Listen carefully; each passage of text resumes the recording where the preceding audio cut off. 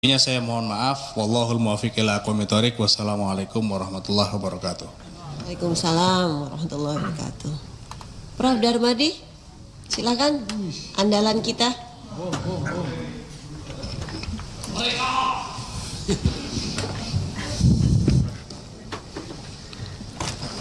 Assalamualaikum warahmatullahi wabarakatuh. Shalom.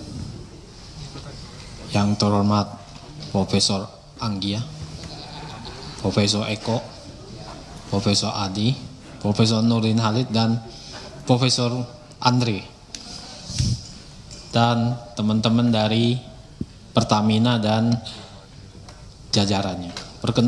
Perkenalkan Pak, nama saya Darmadi Durianto, Dapil DKI Jakarta, Jakarta Barat, Jakarta Utara, Kepulauan Seribu.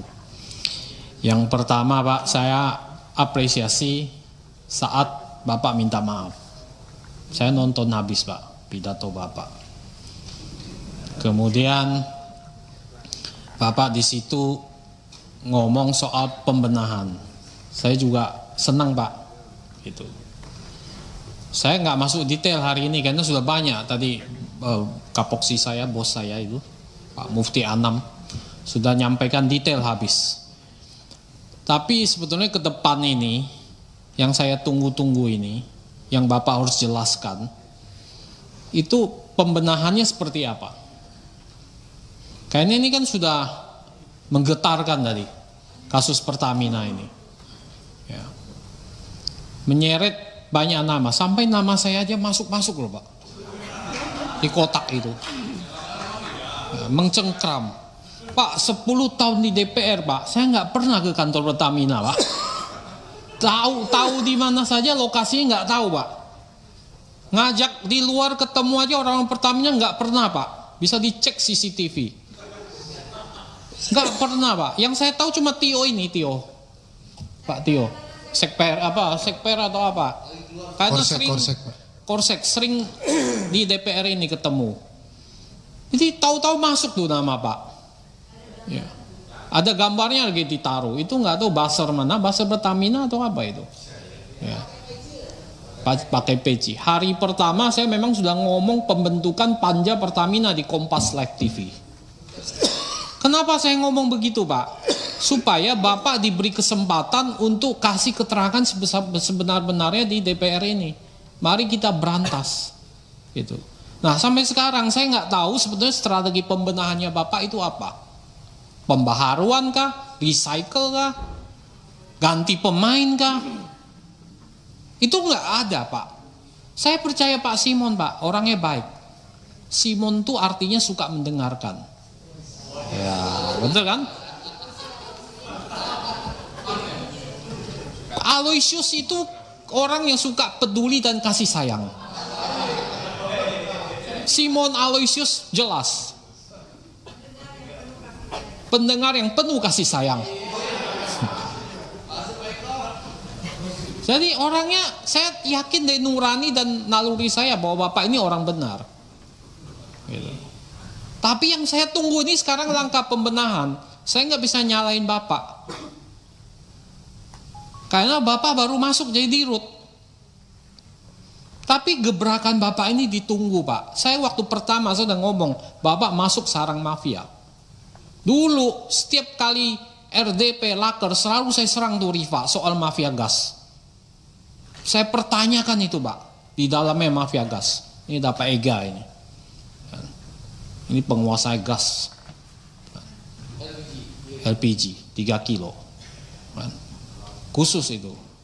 Nah, saya selalu kritik Pak Riva.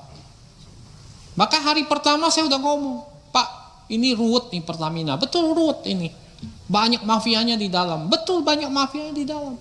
Dan akhirnya terbongkar kan sekarang. Pak. Nah ini tugas Bapak. Jadi tunggu strategi pembenahannya Bapak. Apa strateginya? Ini yang belum Bapak paparkan ke kami. Nanti Bapak paparkan. Seperti apa sih? Apa Bapak hanya ganti pemain? Bersih-bersih, beres-beres. Ini yang kita tunggu. Itu yang pertama Pak. Yang kedua, Saya minta Bapak memperhatikan minimal catatan komisaris utama yang lama, yang viral, yang puluhan juta orang nonton, temannya Pak Andre. Itu temannya Pak Andre, Pak. Komut lama itu. Ya. Ya. Jadi banyak catatan situ yang saya yakin banyak kebenarannya di sana. Pertama, beliau menyebut tentang e-katalog. Apakah betul internal direksi Pertamina ini nggak mau menerapkan e-katalog RKPP ini? Yang tadi disindir Pak Mufti. Ini catatan pertama. Catatan kedua, apakah betul banyak orang Petral masih di dalam? Bapak mau beresin apa enggak? Orang-orang Petral ini yang mafia dulu ini mau diberesin enggak? Begitu. Atau setengah hati Bapak nggak bisa beresin? Buktinya kemarin Petra bubar, orangnya jadi dirut tuh. Pertamina Patraniaga. Nah ini masih ada nggak orang-orangnya? Saya dapat info dari orang dalam bahwa ada masih orang-orang Petral dulu di situ. Masih mau nggak Bapak beresin itu? Saya yakin Pak, ini sebenarnya nggak berhenti di sini. Dugaan saya di atasnya masih ada. Dugaan saya nih, saya udah nangkep tuh. Ya di atasnya masih ada itu. Oh sekpernya udah. Nah ini saya minta, Bapak ini sekarang orang tertinggi di Pertamina. Saya yakin dengan sepenuh hati Bapak bisa beresin. Lulusan Taruna Nusantara. Tegas, tapi peduli dan kasih sayang. Pendengar yang baik, Simon Aloysius, peduli dan kasih sayang. Ya. Wajah Bapak tuh memancarkan banyak kasih sayang, Pak. Saya senang dengan wajah Bapak. Jadi itu. Yang ketiga yang disebut pengadaan aditif, di situ juga ada mafia. Betul nggak ini? Melibatkan orang BPK. Ini kan cerita-cerita dari Komut temannya Andre ini, yang harus Bapak klarifikasi ke dalam. Nah itu catatan Pak BTP yang sudah viral kemana-mana.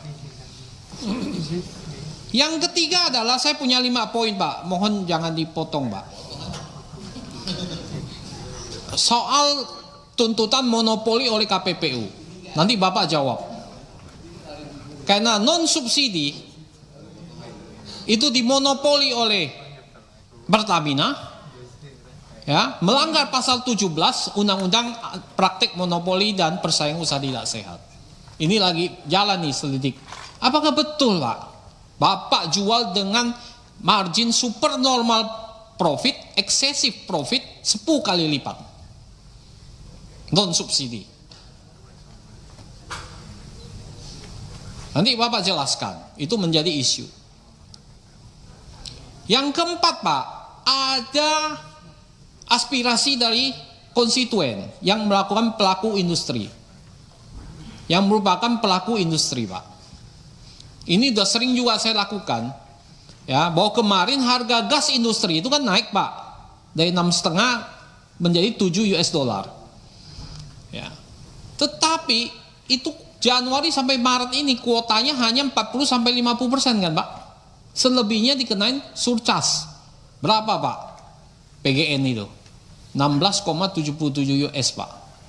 Ini sangat memberatkan pelaku industri Pak. Nah, ada aspirasi dari mereka agar industri ini nggak mati. Industri ini kan setengah mati sekarang ini, Pak. Ditambah lagi beban kayak gini, tambah habis Pak. Nah, kenapa bisa begitu Pak? Padahal supply Bapak, stok Bapak mungkin banyak. Ya, kuotanya hanya 50% yang HGBT itu Pak. Di atas itu kena surcharge 16,77. Benar nggak Pak? Benar nggak Pak? PGN. Ya nggak apa-apa, saya sampaikan di rootnya. Biar tahu gitu. Saya yakin benar Pak, dari industri Pak yang ngomong ditagih udah 16,77 Pak. Tagihannya ada Pak. Wah ini mau apa ini? Nah ini saya minta dijawab dan investigasi Pak. Ya. Yang kelima, keuangan. Ini pendapatannya memang stagnan Pak, betul ya Pak ya. Tapi bagaimana dengan labanya Pak? Saya lihat, saya hanya dapat data dari media sampai Oktober 2024. Itu labanya 42,35 triliun dari media. Laba 2023 Bapak sekitar 76 triliun. Kelihatan labanya nggak sampai seperti tahun lalu. Nah ini mohon Bapak jelaskan Pak. Ya. Dan saya lihat ada penarikan utang selama 2023 karena saya nggak pegang data 2024. Ya, ada kenaikan sekitar 15 triliun utang jangka pendek. Untuk apa sih Pak? Bapak nambah utang jangka pendek? Di satu sisi kas Bapak itu 300 triliun Pak. Kas on hand Bapak 300 triliun. Tapi kenapa ada terjadi lonjakan hutang jangka pendek? Mohon nanti Pak Simon jelaskan. Untuk apa ini? Ya. Nah itu saya pikir yang kelima. Ya. Oh ya cukup. Terima kasih Bu Pimpinan. Sesuai janji, saya suka sekali karena menepati janji. Tunggu tanggal mainnya. Lagi terus.